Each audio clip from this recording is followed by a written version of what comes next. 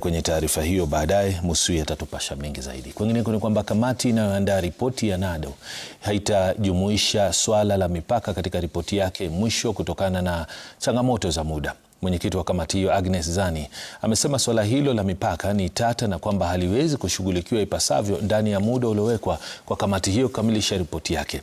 Kulingana na katiba, swala la mipaka linapaswa kukamilishwa mapema kabla ya uchaguzi mkuu ili kuruhusu maandalizi ya kutosha ya tume ya uchaguzi, vyama vya siasa na wapiga kura.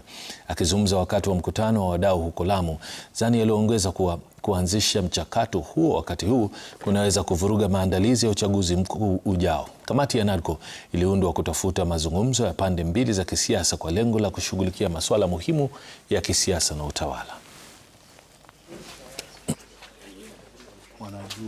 Jambo la pili ni boundaries delimitation issue, article 89.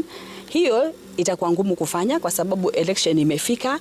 Iliyofanya ya mwisho ilikuwa 2012 na nyingine ilikuwa inatakana ifanywe mnamo before 2024, ambapo sasa IEBC mpya imeanza. Itakuwa vigumu kufanya hivi, lakini watatafuta njia ambayo watatumia sheria, wanaweza kupeleka kama mswada, alafu watapatiwa time zaidi.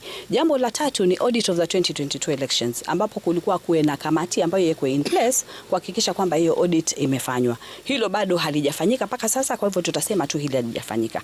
Alafu tunaenda constitutional issues, outstanding constitutional issues. No more than 2/3 wanawake, vijana, PWDs wako included katika the various sectors.